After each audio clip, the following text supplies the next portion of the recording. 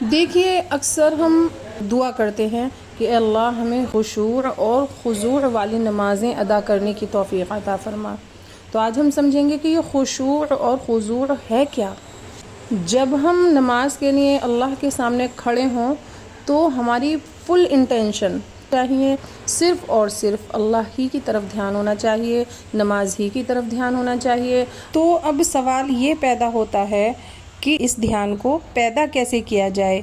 تو میرے خیال سے اس کے لیے جو میں اگزامپل دے رہی ہوں پرفیکٹ رہے گا، فون کا اگزامپل، کہ جب ہم پسندیدہ پروگرام، جب ہم پسندیدہ ڈرامہ، کوئی بھی چیز جب ہم دیکھتے ہیں تو کس توجہ سے دیکھتے ہیں کہ سامنے والا اگر 10-20 آوازیں بھی دے دے تو پتہ ہی نہیں رہتا کہ ہمیں کسی نے آواز بھی دی ہے۔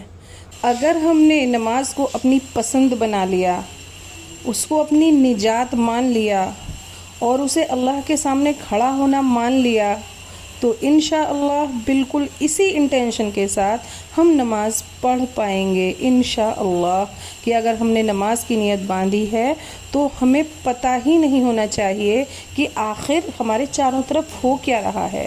جب ہم نماز پڑھ رہے ہوں تو نماز کی حالت میں ہماری یہ کیفیت کہ ہمیں یہ پتہ ہی نہ رہے کہ آخر کہاں اور کیا ہو رہا ہے، تو یہ کیفیت جب پیدا ہو جاتی ہے تو اسی کا نام خشوع اور خضوع ہے، اور یہ بھی ہمیں اللہ ہی سے مانگنا چاہیے۔ اے ہمارے اللہ، ہمیں خشوع اور خضوع والی نماز پڑھنے کی توفیق عطا فرما۔